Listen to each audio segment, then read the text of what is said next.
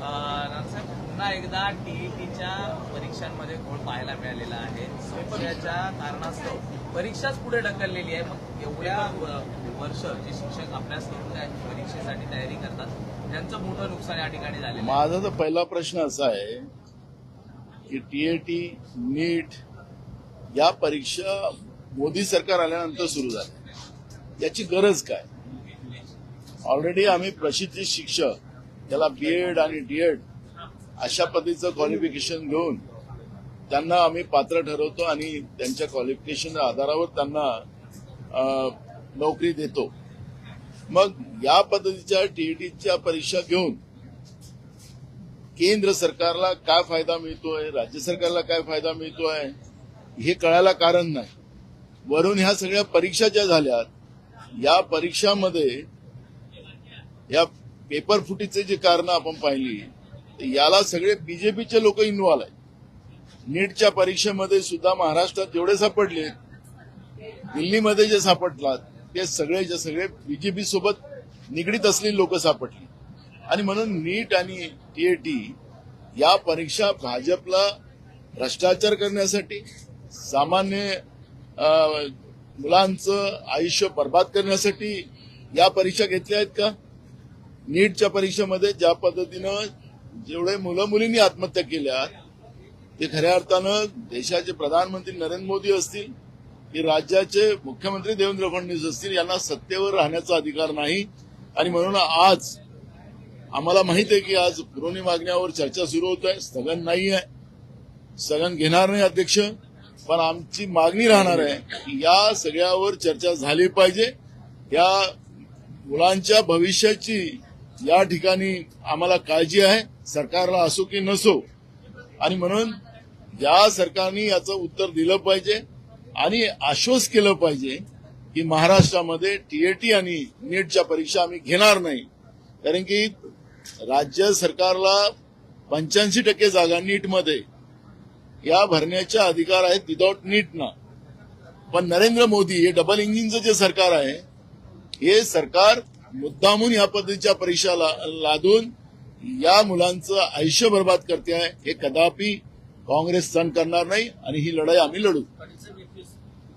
एमपीएससीचं नवीन एक धोरण स्वीकारलं, सीबीटी पद्धतीनं परीक्षा घ्यायची, जी विद्यार्थ्यांची अजिबात मागणी त्या ठिकाणी नव्हती. ऑफलाईन परीक्षा व्हावी अशी एमपीएससीच्या विद्यार्थी-विद्यार्थिनींची प्रमुख मागणी आहे. ऑनलाईनचा घाट कशासाठी घातलाय? नॉर्मलायझेशनच्या माध्यमातून जो खऱ्या अभ्यास करणारा विद्यार्थी आहे त्याच्यावर त्या ठिकाणी अडचण येणार आहे, त्याला खऱ्या अर्थानं न्याय त्या ठिकाणी मिळणार नाही. आणि म्हणून ही एमपीएससीची परीक्षा ऑनलाईन न करता ऑफलाईन पद्धतीनंच पुन्हा त्या ठिकाणी घ्यावी अशी आमची अपेक्षा आहे. एका बाजूला 10वी-12वीचे 20-20 लाख मुलांच्या परीक्षा ऑफलाईन होतात, यूपीएससीची परीक्षा ऑफलाईन त्या ठिकाणी होते. मग तुम्ही एमपीएससीचीच परीक्षा ऑनलाईन या ठिकाणी कशासाठी करताय? ही नॉर्मलायझेशनची पद्धत ही विद्यार्थी-विद्यार्थिनींना विश्वासात घेऊन केलेली नाही. त्यामुळे आम्ही आता विधान परिषदमध्ये या संदर्भातला 260चा प्रस्ताव दिलेला आहे. सरकारनं उत्तर कदाचित उद्या परवा आम्हाला देतील, परंतु आम्हाला अपेक्षा आहे की सरकारने याचा फेरविचार करावा आणि पूर्वीप्रमाणेच ऑफलाईन पद्धतीने परीक्षा घ्यावी. दुसरा विषय नानाभाऊ बोलले तसं टीईटीचा विषय. टीईटीमध्ये सुप्रीम कोर्टामध्ये सगळ्या शिक्षक संघटनांनी याचिका घातली होती, टीईटीची गरज नाही. सरकारनं तिथं भूमिका घेतली का की टीईटीची गरज नाही, आमच्या ऑलरेडी शिक्षक या ठिकाणी. सरकार त्या परीक्षेच्या बाजूने या ठिकाणी, आणि मग परीक्षेच्या बाजूने असेल तर 6 लाख मुलांची परीक्षा तुम्ही घेऊ शकत नाही. मग हा 13 कोटीचा महाराष्ट्र काय चालवणार? साध्या 6 लाख शिक्षकांची आणि भविष्यकाळात होणाऱ्या शिक्षकांची परीक्षा तुम्ही घेऊ शकत नसला तर महाराष्ट्रात चालवण्यासाठी तुम्ही योग्य नाही आहात, हे या ठिकाणी सिद्ध झाले.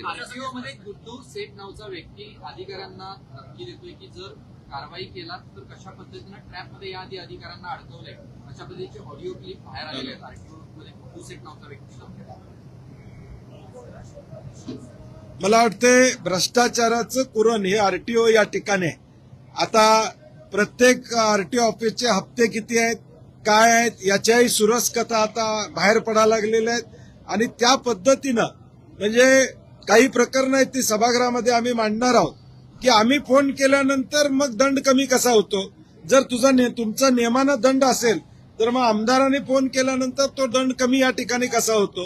काही शेतकऱ्यांनी घेतलेले ट्रॅक्टर्स हे 2-2 वर्षापूर्वी ट्रॅक्टर्स घेतले, त्यांच्या पासिंगचा विषय या ठिकाणी होता. ते पासिंग झालं नव्हतं, अनुदान मिळालं नव्हतं म्हणून आता त्या शेतकऱ्यांना पुन्हा 40-40, 70-70 हजार रुपये दंड करायचा. अशा पद्धतीनं एक भ्रष्टाचाराचं कुरण हे परिवहन खातं झालेलं आहे. एक प्रश्न तुमच्यासाठी, शक्तीपीठ महामार्गाला सगळ्याच जिल्ह्यातनं विरोध होते. कोल्हापूर जिल्हा परिषदेत भाजपची सत्ता आहे, पण जिल्हा परिषदेने ठराव केला की हा मार्ग रद्द व्हावा. जिल्हा परिषदचं मी धन्यवाद मानतो.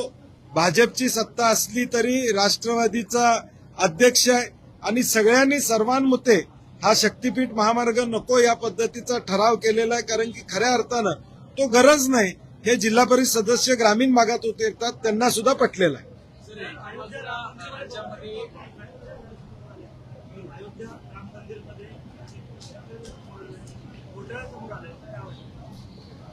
भाजप हा पक्ष असा आहे की देवाच्या नावाने राजकारण करायचं, भगवान श्रीरामाच्या नावाने राजकारण करायचं आणि श्रद्धेने दिलेले पैसेही लुटायचे. जनतेच्या घामाचा पैसा सुद्धा जो आता केंद्र सरकार आणि राज्याच्या तिजोरीत जातो तोही लुटला जातो. आणि म्हणून यांनी भगवान श्रीरामालाही सोडलं नाही. हे बाबरपेक्षाही हे हिंदू विरोधी लोक आहेत हे आता सिद्ध झाले. आंदोलन आम्हाला पायरीवर